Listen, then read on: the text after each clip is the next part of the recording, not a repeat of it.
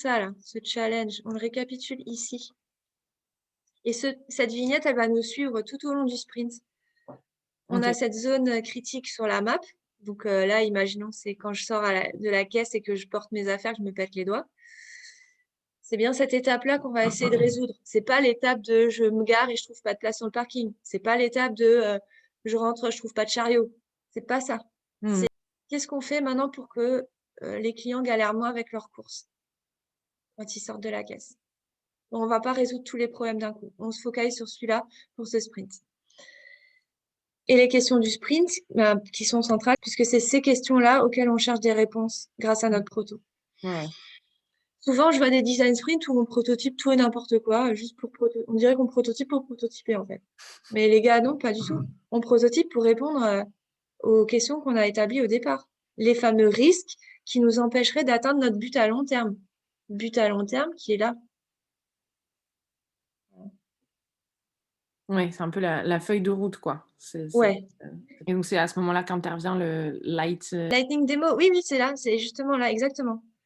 Tu vois, le premier exercice qu'on leur fait, finalement, c'est une mise en bouche, je sais pas comment dire, enfin, une introduction, une mise dans le bain. Tu vois, ils relisent ce fameux challenge. Ouais. Ils se redisent: «Ah ouais, c'est bien ça le problème, c'est bien ça les questions, auxquelles on veut répondre. OK». Commencer à réfléchir à des projets existants qui pourraient être source d'inspiration pour trouver des solutions. Parce que là, on commence à basculer vers on cherche des solutions, les gars, pour ça. Donc qu'est-ce qui existe aujourd'hui qui peut nous inspirer, nous faire gagner du temps? Et c'est là qu'il y a le fameux exercice de Lightning Demo. Mmh mh. Ça y est, tout prend sens, et après, on peut faire l'exercice du Crazy 8 OK. et là, ça a du sens. Et hem et le fait, d'aller regarder chez les concurrents et de choper, leurs meilleures fonctionnalités et cetera, c'est Mmh. pas, est-ce que c'est pas un peu, limitant dans le sens où est-ce que du coup les participants, se retrouvent un peu dans ce carcan de ce qu'ils ont vu ailleurs et du coup ça limite leur créativité et leur imagination pour, trouver de nouvelles idées? Ou est-ce qu'en fait, Mmh. on réinvente pas la roue et c'est normal d'aller Ouais, c'est plus ça. C'est normal, on réinvente pas la roue. Par contre, on reproduit pas exactement, le truc qu'on a vu sur Netflix ou quoi.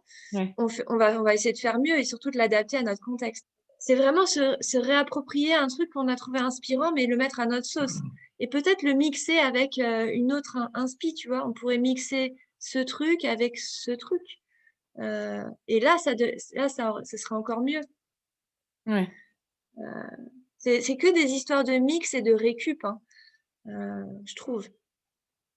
Enfin, je sais pas toi en tant que designer, mais moi quand on me dit: «Ah, j'aimerais bien mettre en place, un système machin», tout de suite dans ma tête ça fait: «Ah ouais, il y a Gmail, ah ouais, il y a Netflix, ah ouais, il y a ci, ah ouais, il y a là» et je me dis: «Ah mais on pourrait faire comme sur Google Drive en fait». Tu vois? Quand on se dit: «Je pourrais faire comme sur Google Drive», bah, en fait, tu es en train de faire une lightning démo. Enfin, Ouais, c'est ouais, ouais. D'un côté, je me dis, du coup, on contribue à ce que le web soit tout le temps la même chose et que tout soit un peu lisse et un peu pareil et du coup, il y a jamais vraiment de grosses nouveautés, mais d'un autre côté, on est bien obligé en tant que UX designer, de respecter, les usages des utilisateurs et du coup de se calquer sur ce qu'ils ont le plus l'habitude de voir. Mais peut-être que ce qu'ils ont l'habitude de voir, c'est pas forcément la solution la plus optimale. Tu vois ce que je veux non, dire? mais ça t'empêche pas quand tu fais ton idéation, justement, tu vas aller creuser différentes variations. Donc c'est bien ça le propos du Crazy Eight, c'est Ouais, que OK, il y a des trucs qui existent et c'est un peu inspirant, on peut s'en inspirer, on n'est pas obligé d'ailleurs, hein.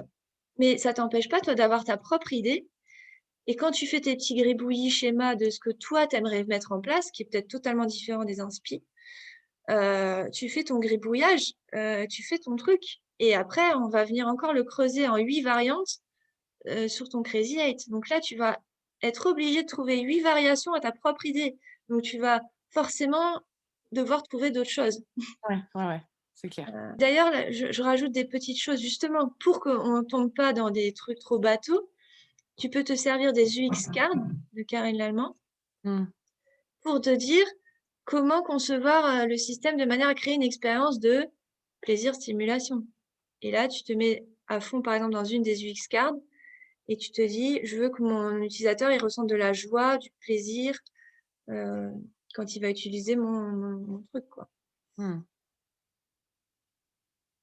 Et là, tu te focalises sur des besoins humains, universels, et tu arrives peut-être à sortir du coup des idées un peu bateaux que tu pourrais avoir au départ. Ouais. Pareil, il y a les Plex cards aussi, là. Cards, comment concevoir ouais, les Plex cards. Concourir contre soi-même, les femmes, c'est Miss France et les hommes, c'est le sport. Ouais, après, voilà, tu tombes un peu sur des stéréotypes. En tout cas, ça te permet d'avoir des contraintes et qui vont forcer les gens à avoir plus d'idées. Euh, Si tu les laisses complètement freestyle, ils vont te dire je sais pas. Là, j'ai pas d'idée, franchement, je sèche. Par Ouais, contre, tu leur dis ah bah il faut intégrer du fun, de la joie, de l'amusement, des plaisanteries, des gags. Ah, alors là, c'est plus précis en fait. Euh, Là, tu peux proposer des trucs.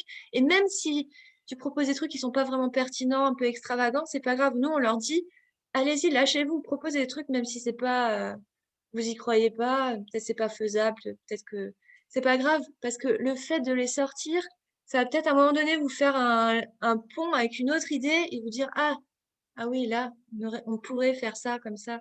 ouais. C'est que des connexions en fait qu'on essaie de créer dans la tête des participants.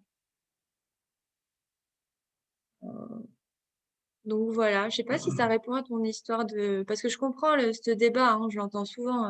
Oui, mais on est en train de recréer toujours la même chose.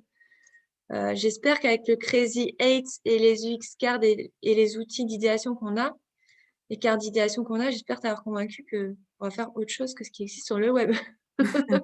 Oui, oui, grave. Bah, oui, c'est clair que enfin, la créativité, l'imagination, ça part aussi de là. On démarre d'une idée et ensuite par ricochet, on en a une autre, et C'est cetera. ça, Et on ne part pas de rien, quoi. c'est exactement ça. Oui, oui, oui.